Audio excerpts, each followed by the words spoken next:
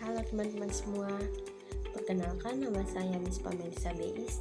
Pada video kali ini saya akan mempresentasikan materi saya dalam bentuk video tentang taksonomi Bloom dan pembelajaran abad 21. Selamat menyaksikan. Baik, jadi pertama-tama yang akan saya jelaskan di sini yaitu tentang taksonomi Bloom. Dan taksonomi Bloom itu sendiri tentunya mempunyai sejarahnya. Jadi sejarah taksonomi Bloom itu pertama kali dikemukakan oleh seorang psikolog.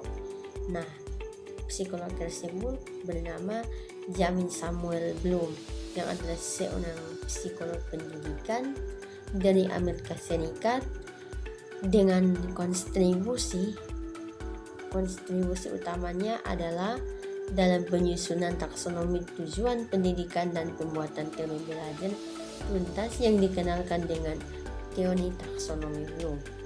Jadi sejak tahun 1945 dia menjadi pemeriksa di sebuah universitas sampai kemudian mengakhiri jabatannya tersebut pada tahun 1959. Nah, pekerjaan sebagai pengajar di jurusan pendidikan Universitas of Chicago dimulai pada tahun 1944. Yang kedua yaitu pengertian taksonomi Bloom. Jadi taksonomi Bloom itu sendiri adalah struktur hierarki yang mengidentifikasi keterampilan berpikir dari jenjang yang rendah ke jenjang yang tinggi. Dalam sistem ini juga kemampuan yang diterapkan dalam berpikir kritis ditingkatkan yang membentuk suatu hierarki. Kemudian pemahaman dan klasifikasi keterampilan berpikir diri dari yang sederhana ke yang lebih tinggi. Yang berikut yaitu taksonomi Bloom asli. Jadi taksonomi Bloom asli ini terdiri dari 4 bagian atau 4 tahap. Nah, bagian yang pertama yaitu konsep. Jadi konsep dalam taksonomi Bloom merupakan konsep yang paling menonjol dalam dunia pendidikan, khususnya untuk proses belajar dan mengajar. Yang kedua yaitu domain kognitif.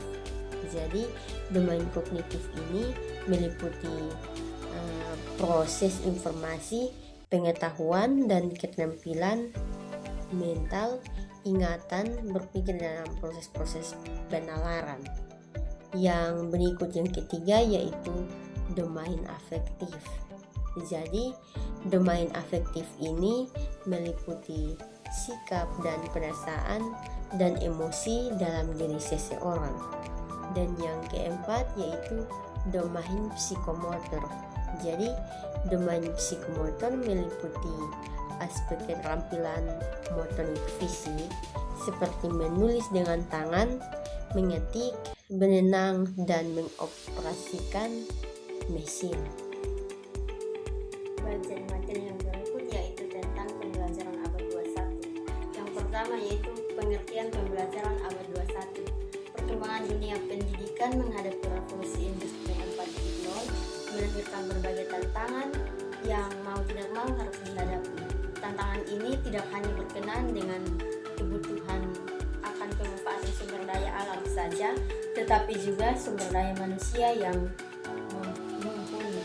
Untuk menghadapi kemajuan ini dibutuhkan sumber daya manusia yang memiliki kecakapan hidup abad 21 untuk beradaptasi terhadap perubahan zaman. Hal ini tidak akan mungkin dapat tercapai jika lembaga-lembaga pendidikan sebagai salah satu pencetak sumber daya tidak berperan aktif dalam meningkatkan kualitas pembelajarannya. Pembelajaran tidak hanya dilaksanakan untuk meningkatkan kemampuan pengetahuan saja, tetapi juga sikap dan keterampilan para peserta didik. Dengan paradigma pendidikan pun harus berubah sesuai dengan kebutuhan zaman yang sangat mengedepankan penguatan karakter dan keterampilan baik itu soft maupun hard skill. Menghadapi abad 21, sumber daya manusia yang diharapkan adalah memiliki pengetahuan dan juga keterampilan. Karakteristik ini menjadi modal utama bagi manusia dalam menjalani perannya sebagai pelaku utama berbagai proses dan aktivitas dalam kehidupan. Berdasarkan hal inilah, maka berbagai negara di dunia berusaha untuk menemukan karakteristik manusia terdapat sejumlah kompetensi dan atau keahlian yang harus dimiliki oleh sumber daya manusia di abad 21 ini. Yang pertama yaitu kemampuan untuk dapat berpikir kritis dan memecahkan permasalahan atau critical thinking and problem solving skill. Merupakan kemampuan manusia untuk dapat berpikir secara kritis dan logis serta memiliki kemampuan berpikir secara sistematis dan objektif dalam memecahkan sebuah permasalahan. Yang kedua yaitu kemampuan untuk berkomunikasi dan dapat bekerja sama atau communication and collaboration skill. Merupakan kemampuan manusia untuk dapat berkomunikasi dan bekerja di dalam kelompok secara efektif dan kolaboratif dalam mengerjakan atau mencapai sesuatu. Yang ketiga yaitu kemampuan mencipta dan memperbaiki atau creativity and innovative skill.